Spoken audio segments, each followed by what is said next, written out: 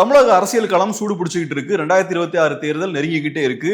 கூட்டணி குறித்த நிறைய தகவல்கள் வந்துட்டு இருக்கு. அதே மாதிரி ஒவ்வொரு கட்சிகள் குறித்தும் நிறைய செய்திகள் வந்துட்டு இருக்கு. இந்த மாதிரியான செய்திகளை உடனுக்குடன் தெரிஞ்சுக்கணும்னா வெயிட் நியூஸ் ஆப்பை டவுன்லோட் பண்ணுங்க. ஆப்புக்கான லிங்கை நாங்க டிஸ்கிரிப்ஷன்ல ஷேர் பண்ணியிருக்கோம். தமிழ் தடம் நேயர்களுக்கு வணக்கம். நம்மோடு உரையாட ஊடகவியலாளர் திரு கேப்ரியல் இணைந்திருக்காங்க. வாங்க பேசலாம். அதற்கு முன்பாக தொடர்ச்சியாக நம்ம வைக்கக்கூடிய ஒரு கோரிக்கையை தான் சப்ஸ்கிரைப் பண்ணிட்டு வீடியோ பாருங்க அப்படின்னு சொல்லிட்டு தொடர்ச்சியாக நம்மளுடைய கோரிக்கையை ஏற்று சப்ஸ்கிரைப் பண்ணிட்டு இருக்கீங்க. பெரிய நன்றிகள். தொடர்ந்து இந்த ஆதரவை கொடுத்துக்கிட்டே இருங்க. நாங்களும் தொடர்ச்சியாக குவாலிட்டியான கண்டென்ட்ஸ் கொடுத்துக்கிட்டே இருக்கோம். நன்றி. வணக்கம். வணக்கம். செய்தித்தாளில் இன்னைக்கு பார்த்துருந்தேன். என்ன அப்படின்னா 1.68 லட்சம் கோடி மகளிர் உரிமை தொகைக்காக மாநில அரசுகளின் செலவு, வருவாய் பற்றாக்குறையால் 6 மாநிலங்கள் தத்தளிப்பு அப்படின்றது போட்டிருக்காங்க. ஸோ இந்த மகளிருக்கு உரிமை தொகை கொடுக்கறது மூலியமாக ஒவ்வொரு அரசாங்கமும் கிட்டத்தட்ட 12 மாநிலங்கள் இதை பண்ணிட்டு இருக்காங்க. 12 மாநிலங்களும் எப்படி இதை மேனேஜ் பண்றது அப்படின்னு தெரியாம செலவு அதிகமாகிறதுனால வருவாய் பற்றாக்குறையானது, அதாவது அந்த டெபிசிட் ஆனது ஏற்படுது ஒவ்வொரு மாநிலத்துக்கும் ஒவ்வொரு ஆண்டும் அப்படின்றத போட்டிருக்காங்க. ஒரு ஆண்டுக்கு 1.68 லட்சம் கோடி செலவாகுது 12 மாநிலத்துக்கும் சேர்த்து அப்படின்றத சொல்லியிருக்காங்க. எப்படி பாக்குறீங்க இந்த உரிமை தொகை விஷயத்தை? நானும் ஆக்சுவலா இந்த நியூஸை இன்னைக்கு காலையில ஃபர்ஸ்ட் போஸ்ட்ல பார்த்தேன். பல்கி சர்மா அவர்கள் பேசியிருந்தாங்க. அவங்களும் இந்த டேட்டாலாம் அவங்களும் சொல்றாங்க. இந்த மாதிரி நிறைய மாநிலங்கள் பெண்களுக்கு இந்த மாதிரி நிறைய ஃபண்ட்ஸை அலோகேட் பண்றாங்க, டைரக்டா கேஷ் அவங்க டிரான்ஸ்ஃபர் பண்றாங்க. ஆனா அவங்க ஒரு பாசிட்டிவான ஒரு டோன்ல தான் அவங்க பேசுறாங்க. அவங்க சொல்ற விஷயம் என்னன்னா, இப்ப பெண்கள் எம்பவர் ஆயிருக்காங்க. ஸோ எலெக்ஷன் வரும்போது பெண்களோட வாக்குகள் இன்னைக்கு அரசியல்வாதிகளுக்கு தேவைப்படுது. ஸோ அதனால அதை டார்கெட் பண்ணி நிறைய விஷயங்கள் பண்றாங்க அப்படின்ற ஆங்கிள் அவங்க பேசினாங்க. பெருசா அதை டார்கெட் பண்ணல. அதை பார்த்ததுக்கு அப்புறம் ஆஃபீஸ்க்கு வந்தா பேப்பர்லயும் ஒரு நியூஸ் போட்டிருக்காங்க. ஏதோ ஒரு நிறுவனம் இந்த டேட்டாவை கண்டுபிடிச்சிருக்காங்க. இந்த டேட்டாவை கண்டெடுத்திருக்காங்க. கரெக்டாக சொல்லணும்னா PRS சட்டசபை ஆய்வு நிறுவனம் தெரிவித்துள்ளது அப்படின்னு போட்டிருக்காங்க. ஆமா, அவங்க இந்த விஷயத்த பண்ணியிருக்காங்க. ஸோ இப்போ இதுல நான் பார்த்ததுல எனக்கு முக்கியமான ஒரு பாயிண்ட் என்னன்னா, பல்கி சர்மா சொல்றது போல, ஒன்னு இது ஓட்ஸுக்காக நீங்க இதை பண்றீங்க, அது தப்பு. ஓட்டுக்காக ஓட்டை டார்கெட் பண்ணி நீங்க இந்த விஷயத்த பண்ணக்கூடாது.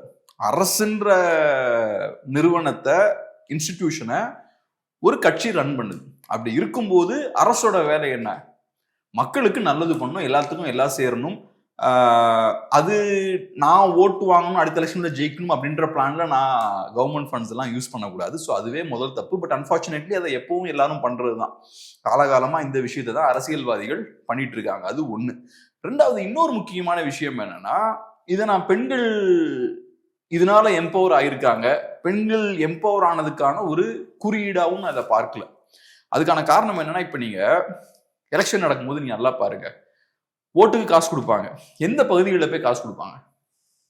கிராம பகுதியில், ஏழைகள் வாழக்கூடிய பகுதியில் கொடுப்பாங்க. பணக்காரர்கள் வாழக்கூடிய பகுதியில் போய் கொடுக்க மாட்டாங்க. ஸ்பெசிஃபிக்கா நீங்க பாத்தீங்கன்னா, ஒடுக்கப்பட்ட மக்கள் நிறைய வாழக்கூடிய பகுதிகளில் கொடுப்பாங்க, உயர் சாதிகாரங்க வாழக்கூடிய பகுதிகளில் கொடுக்க மாட்டாங்க.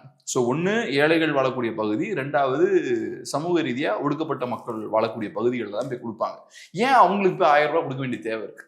அவங்களுக்கு தேவை இருக்கு. அதனால அதுக்கு முக்கியமா அஃப்கோர்ஸ் அவங்களுக்கு தேவை இருக்குன்றது ஒண்ணு. ரெண்டாவது என்னன்னா, சொசைட்டில மேல இருக்க ஆட்களுக்கு அதிகாரத்துல அவங்களுக்கு ஒரு பங்கு இருக்கும். அவங்களோட அந்த கேஸ்டுக்கு ஒரு பங்கு இருக்கும். ஏதோ ஒரு வகையில் அவங்களுக்கு அதிகாரத்துல ஒரு பங்கு இருக்கும். நாளைக்கு அவங்க ஃபியூச்சர்ல ஏறுறதுக்கான ஒரு ஸ்பேஸ் இருக்கும். ஸோ அவங்க கையில பவர் இருக்கும். அவங்க ஒருத்தனுக்கு ஓட்டு போடுறாங்கன்னா பவருக்காக, ரெப்ரசன்டேஷனுக்காக ஓட்டு போடுவாங்க. சாதாரண ஒடுக்கப்பட்ட மக்கள், ஏழைகளுக்கு இந்த சிஸ்டம்ல எந்த ரோலுமே கிடையாது. அவனுக்கு பவர்ல எந்த பங்குமே கிடையாது. ஸோ அவங்களுக்கு இருக்கக்கூடிய ஒரே பெனிஃபிட் என்ன? இந்த 1000 ரூபா தான். இதை வாங்கிட்டு எனக்கு நீ ஓட்டு போடணும், உனக்கு அவ்வளவுதான். உன் கையில ஒரு ஓட்டு இருக்கு, அதுக்கு தான் வேல்யூ. உனக்கு நான் அதிகாரத்துல தான் பங்கு கொடுக்க மாட்டேன், உனக்கான ரெப்ரசன்டேட்டிவ்லாம் அங்க இருக்க மாட்டான். இதுதான் லாஜிக். அப்படியே உனக்கு ரெப்ரசன்டேட்டிவ் இருந்தா நான் உனக்கு வேலை பார்க்க மாட்டான், எனக்கு தான் வேலை பார்ப்பான். ஸோ இதுதான் சிஸ்டமோட யதார்த்தம். ஸோ அதனால அவங்களுக்கு இந்த 1000 ரூபாய் கொடுக்க வேண்டியது இருக்கு. மேல இருக்கவனுக்கு இந்த 1000 ரூபாய் தேவையில்லை. ஒன்னு அவனுக்கு பணம் தேவையில்லை, ரெண்டாவது அவனோட ரிக்குவயர்மெண்ட் வேற, அவனுக்கு கிடைக்கக்கூடிய பெனிஃபிட்ஸும் வேற. சிஸ்டம் வழியா அவனுக்கு வேற நிறைய பெனிஃபிட்ஸ்லாம் வரும். ஸோ அது அந்த மாதிரி தான் இதையும் பார்க்கணும். ஸோ இப்போ ஒருத்தங்களுக்கு 1000 ரூபாய் கொடுத்து காரியத்தை நடத்துறாங்கனாலே உங்களுக்கு இந்த சிஸ்டம்ல பெரிய வேலை இல்லைன்னு அர்த்தம். ஸோ உங்ககிட்ட பவர் இல்லைன்னு அர்த்தம். உங்ககிட்ட பவர் இருக்குன்ற பட்சத்துல இந்த மாதிரி 1000 ரூபாய் கொடுக்க வேண்டிய தேவை உங்களுக்கு இருக்காது. ஸோ 1000 ரூபாய்க்கு உங்க ஓட்டை வாங்குறாங்கன்னா உங்களோட வேல்யூ ரொம்ப கம்மியா இருக்குன்னு அர்த்தம். அது காட்டக்கூடிய விஷயம் என்னன்னா பெண்கள் ரொம்ப வீக்கா இருக்காங்க நம்ம சொசைட்டிலன்னு அர்த்தம். அது எப்படி ஒடுக்கப்பட்ட மக்களும் ஏழைகளா இருக்கக்கூடிய மக்களும் ரொம்ப வல்னரபிளா வீக்கா இருக்காங்க, அதே மாதிரி பெண்களும் வீக்கா இருக்காங்க. அந்த செக்ஷன் ரொம்ப வீக்கா இருக்காங்க, எந்த ரெப்ரசன்டேஷனும் இல்லாம இருக்காங்க அப்படின்னு அர்த்தம். ஸோ நீங்க பொலிட்டிக்கல் பவர் அவங்களுக்கு கொடுக்காம என்ன கொடுக்குறீங்க? மணி. 1000 ரூபாய் கொடுத்து அதை நீங்க காம்பன்சேட் பண்றீங்க. ஸோ என்ன பொறுத்தளவு இது பெரிய ஆபத்தான ஒரு விஷயமா தான் நான் பாக்குறேன். ரெண்டாவது இவங்க சொல்றாங்க பயங்கரமா அவங்களோட லிவிங் ஸ்டாண்டர்ட்ஸ்லாம் இம்ப்ரூவ் பண்ணிருக்கு, அவங்க கடன் வாங்குறது அது கம்மி பண்ணிருக்கு, அது போக அவங்களுக்கு ஒரு செல்ஃப் ரெஸ்பெக்டும் கிடைச்சிருக்கு, ஏன்னா அவங்க ஆண்களை சார்ந்து இல்லை. ஸோ இப்போ ஆண்களை சார்ந்து இல்லாததால உங்க செல்ஃப் ரெஸ்பெக்ட் கிடைக்குது. ஆனா இப்போ நீங்க யாரை சார்ந்து இருக்கீங்க? அரசை சார்ந்து இருக்கீங்க. ஸோ ஆண்களை சார்ந்து இருக்கிறது எந்த அளவுக்கு தப்போ, எந்த அளவுக்கு உங்களோட செல்ஃப் ரெஸ்பெக்ட் அதை டிஸ்ட்ராய் பண்ணுமோ, அதே மாதிரி அரசை சார்ந்து இருக்கிறதும் தப்பு, அதுவும் உங்க செல்ஃப் ரெஸ்பெக்டை டிஸ்ட்ராய் பண்ணும். நீங்க சுயமா இருக்கணும். இப்ப நானும் நீங்களும் உரிமை தொகையை சார்ந்து இல்லையே, இங்க இருக்கிற நிறைய ஆண்கள்லாம் உரிமை தொகையை சார்ந்து இல்லையே. ஸோ நிஜமான வளர்ச்சின்றது அவங்கள மாதிரி பெண்களை நீங்க மாத்தணும். அவங்க ஆண்களை சார்ந்திருக்கிறதும் தப்பு, அரசை சார்ந்திருக்கிறதும் தப்பு. எப்படி மெஜாரிட்டி ஆண்கள் எப்படி இருக்காங்களோ அதே மாதிரி அவங்களையும் சுயமா சொந்த காலில் நிக்க வைக்கணும். அதுதான் அவங்களுக்கு ரெஸ்பெக்ட். ரெண்டாவது, இப்ப நீங்க சொல்றீங்கல்ல டெம்பரரியா அவங்களுக்கு ஒரு ரிலீஃப் கிடைக்குது, ஆண்களை சார்ந்து இருக்க வேண்டிய சூழல் இப்ப இல்லை அப்படின்னு சொல்றீங்க, டெம்பரரியா அது ஏற்படுது. ஆனா இது பெர்மனண்டா இருக்காது. நாளைக்கே கவர்மெண்ட் நாளைக்கு ரிவர்ஸ் போதுன்னு வச்சுப்போம், எல்லா கவர்மெண்டாலையும் பெர்மனண்டா காசு கொடுத்துக்கிட்டே இருக்க முடியாது இல்ல, எல்லா அரசுக்கும் ஒரு டைம் லிமிட் இருக்குல்ல. அப்ப உங்களுக்கு கிடைக்கக்கூடிய இந்த பெனிஃபிட் இருக்கு பாருங்க, நாங்க ஆண்களை சார்ந்து இல்ல, அது ஒரு பெனிஃபிட் நீங்க சொல்றீங்கல்ல, அது உங்ககிட்ட பறிக்கப்படும். எப்ப கவர்மெண்ட் ரிவர்ஸ் போகும்போது அதுவும் பறிக்கப்படும். ஸோ உங்களை நம்பி இருந்தீங்கன்னா அது என்னைக்குமே உங்க கையை விட்டு போகாது. ஆனா நீங்க அரசை நம்பி இருக்கும் போது, கவர்மெண்ட் மாறும் போதோ கவர்மெண்ட் வீழும் போதோ, அந்த இன்னைக்கு நீங்க என்ஜாய் பண்ற அந்த சலுகையும் உங்க கையை விட்டு போயிடும். யூஎஸ்எஸ்ஆர்ல அதான் நடந்தது. யூஎஸ்எஸ்ஆர்ல நல்ல ஒரு எக்ஸாம்பிள் சொல்லுவாங்க. இந்த ஆயில் பூம் நடக்கும்போது அஃப்கோர்ஸ் ரஷ்யாவில் நிறைய எண்ணெய் இருக்கு. ஸோ அதனால கவர்மெண்ட்டுக்கு நிறைய பணம் வருது, அதனால நிறைய சலுகைகள் அள்ளி தெளிக்கிறாங்க, நிறைய ஃப்ரீ அது நிறைய கொடுக்குறாங்க ரஷ்யாவை. ஏன்னா அது கம்யூனிஸ்ட் கண்ட்ரி தானே, மக்களும் ரொம்ப ஹாப்பி. அதுக்கப்புறம் என்ன ஆகுது, பெரிய ஒரு எக்கனாமிக் கொலாப்ஸ் வருது. 90ஸ்ல பார்த்தோம்னா யூஎஸ்எஸ்ஆர் கொலாப்ஸ் ஆகுது அந்த டைம்ல. ஸோ அந்த டைம்ல ஏன் யூஎஸ்எஸ்ஆர் கொலாப்ஸ் ஆகுதுன்னா, நீங்க நிறைய பணத்தை கொடுத்து பழகிட்டீங்க மக்களுக்கு. அதுக்கப்புறம் கீழே விழும்போது கொடுக்க முடியல உங்களுக்கு, ஏன்னா கையில பணம் இல்லை. பணம் நிறைய வரும்போது நிறைய கொடுத்துட்டீங்க, மக்களோட செல்வாக்கை பெறுவதற்காக நிறைய கொடுத்துட்டீங்க. அதுக்கப்புறம் பொருளாதாரம் வீழும்போது உங்களுக்கு கொடுக்கறதுக்கு பணம் இல்லை. இன்னைக்கு நமக்கும் அதே சூழல் தான். நம்ம இந்த ஃப்ரீ பீஸ்லாம் நிறைய கொடுக்கணும்னா இப்போ எக்கனாமிக் க்ரோத் இருக்கு, அது ஏன் வந்தது எப்படி இருந்ததுலாம் அரசியல்வாதிக்கு தெரியாது. ஏதோ க்ரோத் வந்துட்டு இருக்கு, நிறைய பணம் வருது, ஸோ நிறைய ஃப்ரீ பீஸ்லாம் கொடுக்கலாம். நம்ம பவர்ல இருக்கும்னா அது ரொம்ப தேவை. ஆனா இது நடந்துகிட்டே இருக்காது, இந்த க்ரோத் இருந்துகிட்டே இருக்காது. இப்ப இருக்கக்கூடிய ப்ரொஜெக்ஷன்ஸ் எல்லாமே சொல்லக்கூடிய விஷயம் என்னன்னா, ஒரு பொருளாதார வீழ்ச்சியை நோக்கி தான் உலகம் போய்கிட்டு இருக்கு. முதலாளித்துவ சமூகம் எப்பவுமே ஈவனா க்ரோ ஆகாது, மேல போகும் கீழே வரும், மேல போகும் கீழே வரும். பொதுவா கீழே விழும்போது நிறைய அரசியல் மாற்றங்களையும் சேர்த்தது ஏற்படுத்தும். ஸோ அதனால இந்த சிக்கல்கள்லாம் இருக்கு, சஸ்டைனபிள் கிடையாது. டெஃபினட்டா ஏதோ ஒரு பாயிண்ட்ல இந்த பணத்தை அரசால உங்களுக்கு கொடுக்க முடியாது. அப்ப என்ன ஆகும், நீங்க வென்றெடுத்தன்னு இல்லை, நீங்க இன்னைக்கு அனுபவிச்சுட்டு இருக்கிற இந்த சலுகை உங்க கையை விட்டு போயிடும்.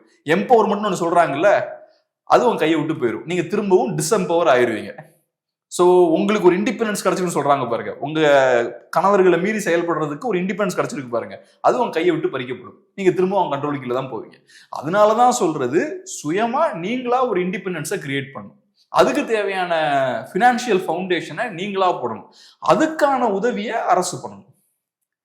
பெண்களுக்கு வேலை வாய்ப்பை ஏற்படுத்தி தருது, அவங்கள வெளியே வர வைக்கணும், ஒர்க் பண்ண வைக்கணும், அந்த விஷயங்கள் நீங்க 100% பண்ணணும்.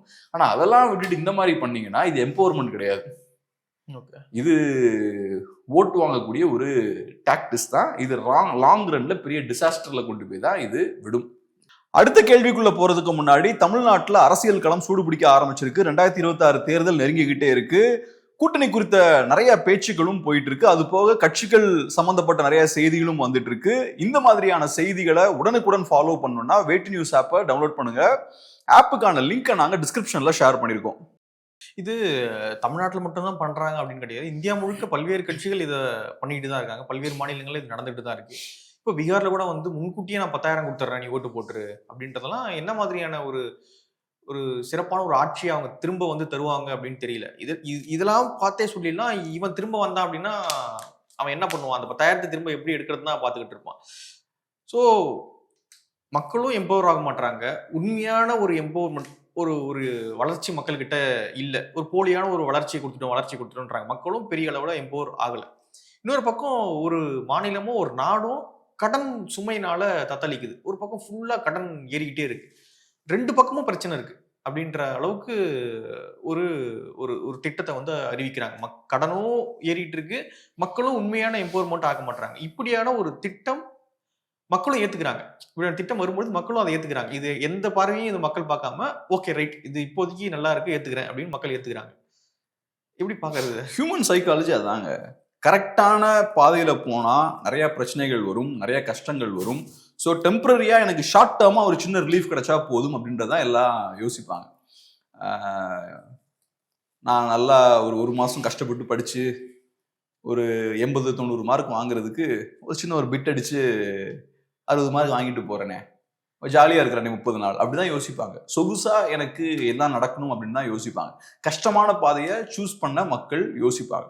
ஃப்ரீயா ஒரு 1000 ரூபாய் கிடைக்குதோ அதை வாங்கி வச்சுப்போம், கொஞ்சம் ரிலாக்ஸ்டா இருப்போம் அப்படின்னு தான் எல்லாம் யோசிப்பாங்க. ஆனா நிஜமான growth உங்களுக்கு வேணும்னா அதுக்கு செய்ய வேண்டிய விஷயங்களை கரெக்டா செய்யணும். இப்ப நான் ஃபர்ஸ்ட் வேலை பார்த்தது ஒரு என்ஜிஓல கொஞ்ச நாள் வேலை பார்த்தேன். ஒரு 4-5 மாசம் வேலை பார்த்தேன். நிறைய இடங்கள்ல 4-5 மாசம் தான் வேலை பார்த்துருக்கேன். அங்கேயும் 4-5 மாசம் வேலை பார்த்தேன். அந்த என்ஜிஓட ஒர்க் என்னன்னா, கொஞ்சம் பெரிய ரொம்ப படிக்காத யங்ஸ்டர்ஸ்லாம் இருப்பாங்கல்ல, அவங்கள ஐடென்டிஃபை பண்ணி KFC, மெக்டானல்ட்ஸ் மாதிரியான நிறைய கம்பெனிஸ்லாம் இருக்கும்ல, அங்கே வந்து அவங்கள ஒர்க்குக்கு அனுப்பிடுவாங்க. அவங்களுக்கு தேவையான பேசிக் ஸ்கில் கொடுப்பாங்க. கொஞ்சம் இங்கிலீஷ் பேசுறது, கஸ்டமர்கிட்ட எப்படி இன்ட்ராக்ட் பண்ணணும், இந்த மாதிரியான விஷயங்கள்லாம் செஞ்சு அவங்க அனுப்புவாங்க. ஏன்னா இப்போ கம்பெனிஸுக்கு டைரெக்டாக போய் அங்கேருந்து ஆள் எடுக்க முடியாது. அவங்க கொஞ்சம் ரகடாக இருப்பாங்க. அவங்க கொஞ்சம் ஸ்மூத்தெல்லாம் பண்ணி எடுத்து இவங்க கொஞ்சம் பேசிக் ஸ்கில்ஸ் எல்லாம் கொடுத்து எடுத்து பண்ணுவாங்க. அப்போ நான் ஒரு விஷயம் இப்போ நோட் பண்ணேன். என்னன்னா, ஒரு growth சென்னையில் இருக்கு. இந்த மாதிரி நிறைய நிறுவனங்கள்லாம் வருது. ஸோ கிராமத்துல இருந்து நிறைய பேர் வராங்க. அந்த பகுதியில் இருக்கவங்களும் நிறைய பேர் அங்கெல்லாம் ஒர்க் பண்றாங்க. ஒர்க் பண்ணும்போது என்ன ஆகுதுன்னா, ஃபர்ஸ்ட் அங்கே உள்ள போறாங்க. ஒருத்தங்க போது ஒரு 15,000 ரூபாய் அந்த மாதிரி சம்பளம் அவங்களுக்கு இருக்கு அந்த டைம்ல. அப்புறம் நிறைய பேர் பார்த்தீங்கன்னா அவங்களோட ஒய்ஃப்ஸையும் அடுத்து அந்த மாதிரி ஒர்க்குக்கு அனுப்புறாங்க. இவங்க முந்தின ஜென்ரேஷன் ஒய்ஃப்ஸை வந்து அந்த மாதிரி ஒர்க்குக்கு அனுப்புனதே கிடையாது. பட் அவங்க பார்க்குறாங்க, ஓகே நம்ம ஒரு 8,000 ரூபாய்க்கு ஒரு வீடை நம்ம வாடகைக்கு எடுக்கணும், அதுக்கப்புறம் ஒரு வண்டி வாங்கணும், நம்ம குழந்தைய ஸ்கூலுக்கு அனுப்பணும். ஸோ அப்படி இந்த தேவைகள்லாம் இருக்கும்போது 2 பேரும் சேர்ந்து உழைக்க வேண்டிய ஒரு தேவை இருக்கு அப்படின்ற ஒரு சூழல் வரும். ஸோ அவங்களுக்குமே தெரியுது, நான் 15,000 ரூபாய் வாங்கிட்டு நான் சாதாரண ஒரு 4,000 ரூபாய் வாடகை இருக்க இடத்துக்கும் நான் போகலாம். அப்போ என் லிவிங் ஸ்டாண்டர்ட் ரொம்ப கம்மியா இருக்கும். பட் நான் என்ன பண்றேன், ஓகே ஒரு கொஞ்சம் லிவிங் ஸ்டாண்டர்ட் இன்க்ரீஸ் பண்ணிடலாம், ஹஸ்பண்ட் அண்ட் ஒய்ஃப் நம்ம சேர்ந்து ஒர்க் பண்ணலாம், நம்மளோட ஸ்டாண்டர்ட் இன்க்ரீஸ் பண்ணலாம் அப்படின்ற அந்த புரிதல் அவங்களுக்கு ஏற்படுது. ஸோ இப்போ பார்க்கும்போது நம்ம பெருசா எதுவும் பண்ண வேண்டாம். அந்த ஆப்பர்ச்சுனிட்டிஸ்லாம் நீங்க கிரியேட் பண்ணி கொடுத்தாலே பெண்கள் நேச்சுரலாவே வெளில வந்துருவாங்க. ஸோ நீங்க செய்ய வேண்டியது ஆப்பர்ச்சுனிட்டிஸ்லாம் கிரியேட் பண்ணி கொடுக்கணும். அப்ப நான் பார்க்கும்போது நிறைய பேர் பார்த்தீங்கன்னா ஹஸ்பண்ட் அண்ட் ஒய்ஃபா எல்லாம் வெளில வராங்க. ஃபர்ஸ்ட் ஹஸ்பண்ட் அங்கே ஒர்க்குக்கு போறாரு, அப்புறம் ஒய்ஃபும் உள்ள வர ஆரம்பிக்கிறாங்க. அவங்க வேற ஏதாவது இன்னொரு கம்பெனில போய் ஒர்க் பண்றாங்க. இந்த மாதிரி சர்வீஸ் ரிலேட்டடான ஒர்க்ல இறங்க ஆரம்பிக்கிறாங்க. குறிப்பா அந்த 2010 பார்த்தா அந்த மாதிரி நிறைய கம்பெனிஸ் வர ஆரம்பிக்குது.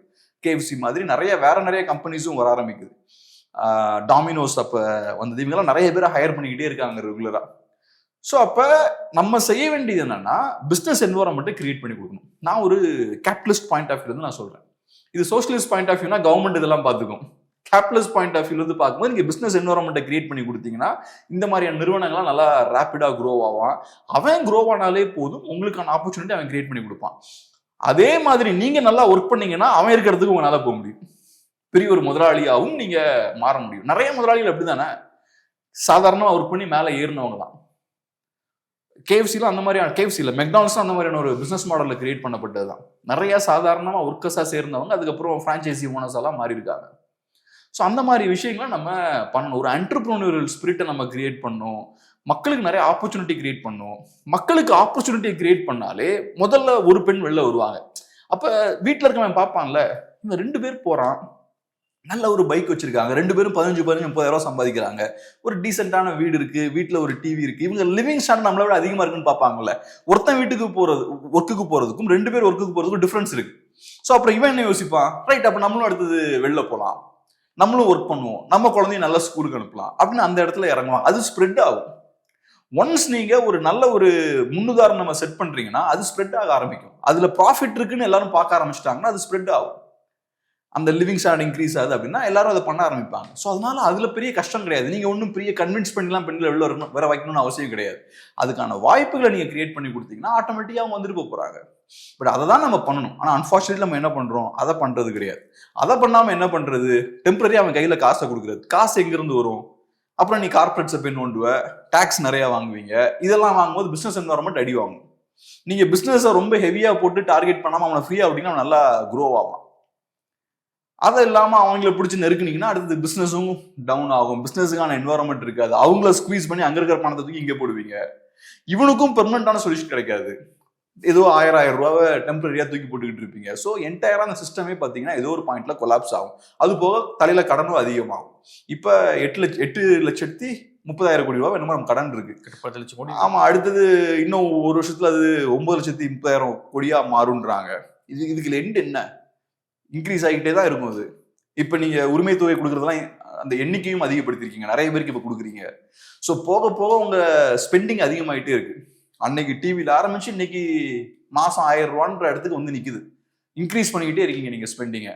ஸோ இது சஸ்டைனபிள் கிடையாது. குளோபலைசேஷனுக்கு அப்புறம் நல்லா growth வந்தனால ஓரளவுக்கு இது ஏதோ வகையில் தப்பிச்சு தத்தி புத்தி வண்டியை ஓட்டிட்டீங்க. இந்த வண்டி இப்படியே ஓடிட்டு இருக்காது. சிக்கல் டக்குன்னு கீழே விழும்போது எல்லாம் சேர்ந்து மொத்தமா கொலாப்ஸ் ஆவீங்க. ஓகே, நிறைய விஷயங்களை மூடு பகிர்ந்துக்கிட்டீங்க. நன்றி. நன்றி.